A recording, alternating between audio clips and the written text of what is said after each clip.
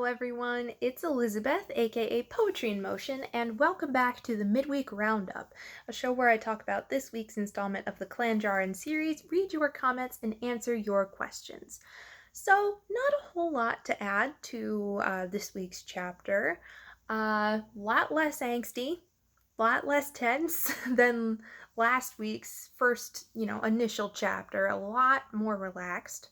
More of an introductory chapter, as it's literally called Introductions. So, of course, you finally get to meet my 3 new bounty hunter characters. I love them to death, and I am very proud to introduce them to you. I'm very excited.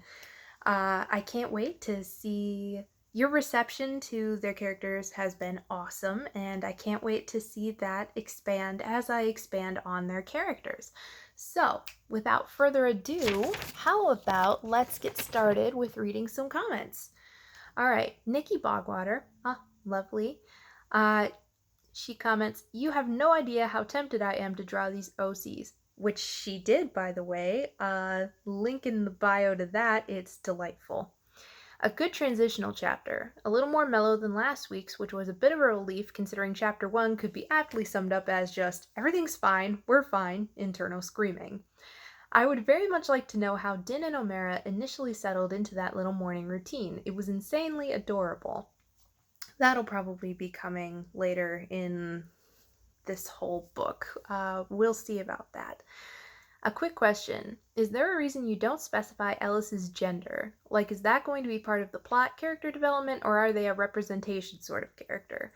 And also, is there any chance we could get a more in-depth description of their physique? Because without a specified gender, all I'm seeing in my mind's eye is a Mirialan head attached to a formless blob. And it looks very strange next to the other characters in my mind, whose physiques I can get a rough estimation of simply by knowing their gender. Apologies if that came off as crass or insensitive. I don't think so. And just throwing this out there, Tobalis sounds like the kind of guy I'd have an enormous crush on if I'd only seen him and didn't know anything about him. Fair enough. So Ellis was the first character that came to mind when I wanted to make new characters. I'd always been fascinated by Mirialans and their culture, but in my mind, Ellis had always been NB. They'd always been non-binary, you know? It's just something that it's who they are. It is going to come into the plot at some point, but for me, non-binary and queer characters don't necessarily have to have a plot-driven reason why they're queer or non-binary, so it's kind of both. Both plot-based and representation, because that was really important to me.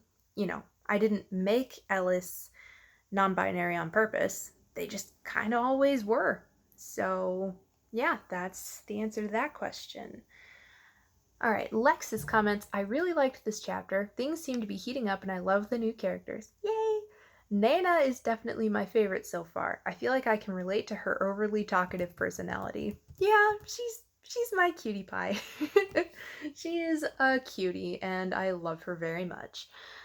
1, Nana is actually adorable, and I love her already." This is from Sheena is a punk rocker on AO3, by the way. 1, Nana is absolutely adorable, and I love her already. Me too. 2, love the gender-neutral pronouns for Ellis. It's a nice change. I'm so glad Ellis is getting well received. 3, that Mandamera moment in the beginning killed me. They have an adorable morning ritual now. I'm not crying, you're crying. Sheena, I feel like you say that a lot, but thing is, we're both crying, so what are we gonna do now? Oh, and the obligatory key smash moment. Here we go. Jawuj de Bisai o Kizua Fijin Kanadud Bab Sebediad. Ha! Alright. One of these days, I'm going to accidentally summon a demon trying to read your key smashes, and it'll be all your fault. Kit. 1 comments, "I love your OCs. This will phase will be fun. Can't wait. I love Nana. In 10 minutes, her whole life."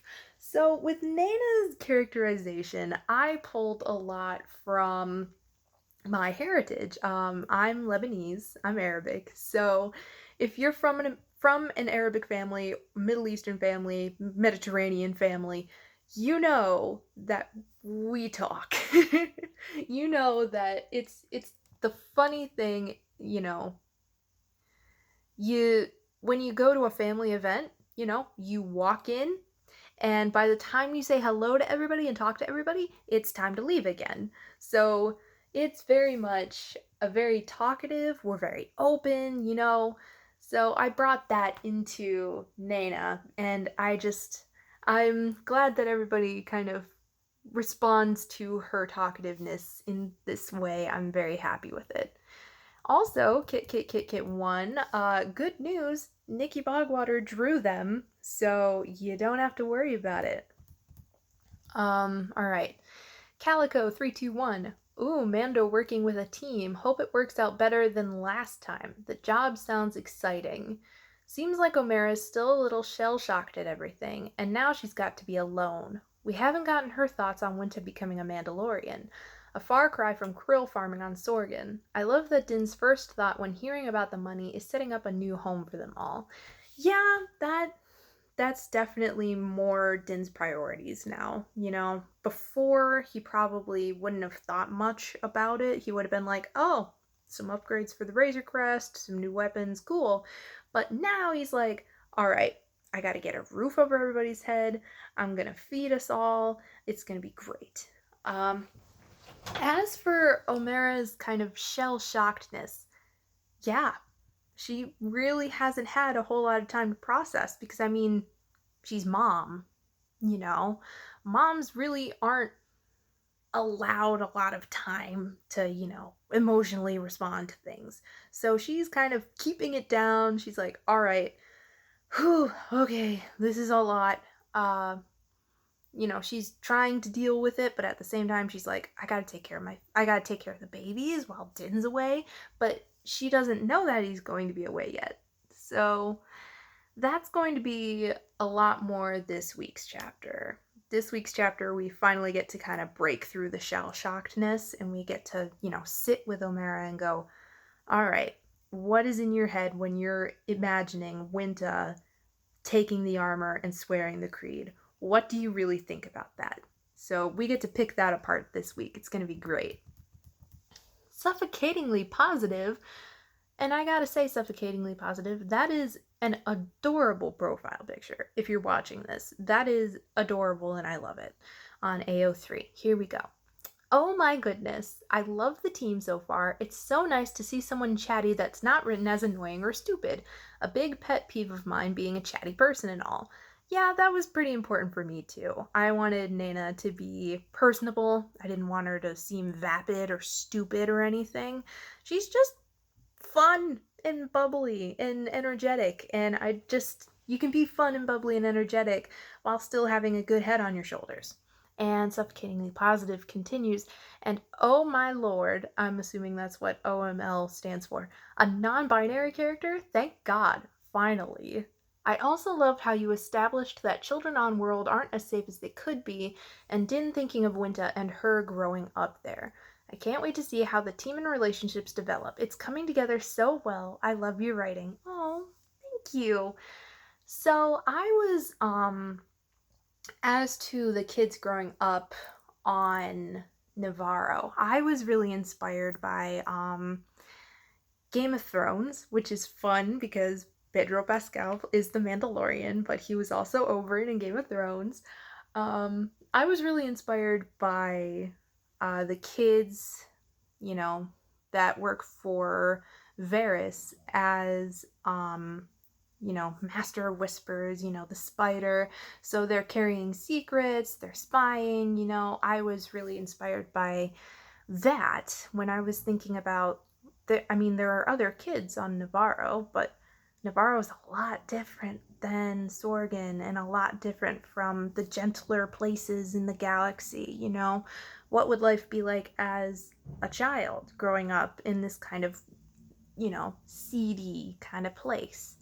So that's where that came from. But Yeah, Din is like, he doesn't really have the time to consider, oh my god, winter, growing up in this environment, what are we gonna do? Because he's immediately thrown into bounty hunter mode.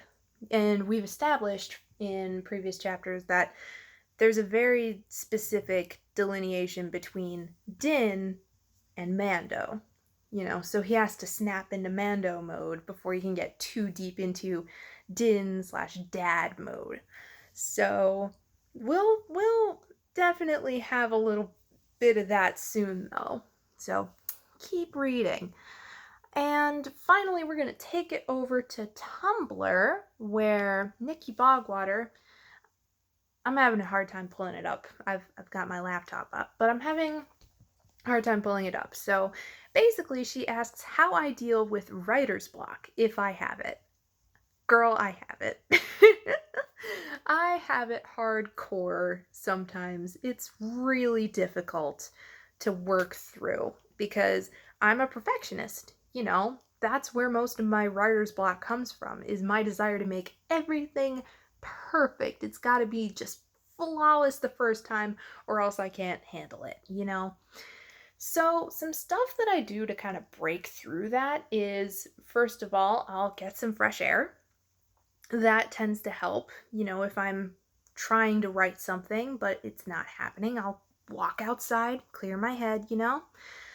Something else that I've found really helps me is if I can afford to lay down for a little while, I'll lay down, I'll kind of darken the room as if I were going to take a nap. I'll close my eyes and go, all right, Elizabeth, put yourself in it, and I kind of pretend like I'm watching it like I would watch The Mandalorian, on TV, as if I'm sitting back and watching it and just narrating what happens or writing out the script for what happens.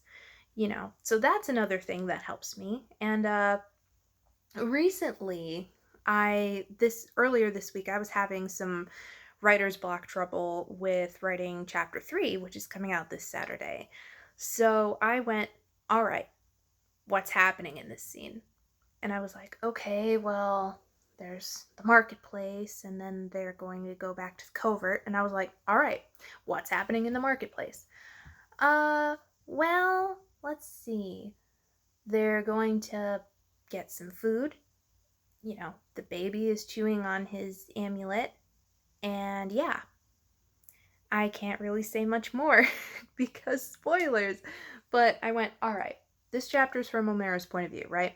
What's OMara doing on the outside? And what's she thinking on the inside? And so I now have both of those things written out. So now I can tie them together. I can work them into a chapter that is enjoyable to read and accurately describes what's going on. So, yeah, those are some things that I do to break up the writer's block. And with that, I think we're going to call it for this week. This week's chapter, like I said, OMara's point of view. We finally get to see, what exactly she's thinking about all this new stuff, all this new craziness. And we get to have a little bit more of a Din and OMara interaction in there. So, should be fun. As always, keep fighting the good fight. Don't be shy in your comments, and I will see you on Saturday. Bye!